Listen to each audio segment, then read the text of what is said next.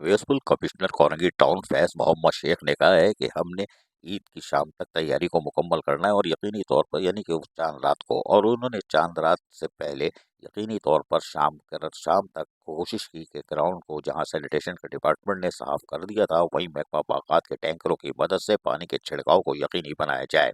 उन्होंने इस ख्यालात का इजहार किया था अपने दौरे के दौरान, और उन्होंने कहा था कि हमारी कोशिश है कि हम ईदगाहों पे आने वाले मुसलमानों को ईद उल फितर पर साफ सुथरा माहौल फराहम करें, और यही वजह है कि महकमा सैनिटेशन और महकमा बागात अमली तौर पर हरकत में रहा और सैनिटेशन डिपार्टमेंट ने तमाम ईदगाहों के अतराफ सफाई सुथराई को यकीनी बनाया था। जबकि म्यूनसिपल कमिश्नर फैज मोहम्मद शेख जहाँ खुद कामों की निगरानी करते रहे, वह कहते क्या हैं हम सुनवाते हैं, सुनिए ज़रा।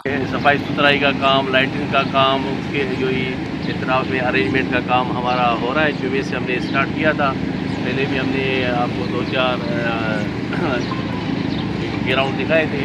इसके साथ साथ हमारा जो ये टोटल 14 से 15 ग्राउंड है, इसमें इंशाल्लाह हम ईद तक इंशाल्लाह शाम तक अगर चाँद नज़र आ जाता है तो हमारी टीम वर्किंग कर रही है। स्प्रे भी हो रहा है, पानी भी हो रहा है, और स्ट्रीट लाइट के हवाले से, इनके अरेंजमेंट के हवाले से हमारा बराबर हमारी टीम डायरेक्टर्स हमारे ऑन बोर्ड हैं और वर्किंग कर रहे हैं। Director sanitation specially, director park spray पानी के स्प्रे के हवाले से, और ये मच्छर के हवाले से उनके स्प्रे भी हो रहा है।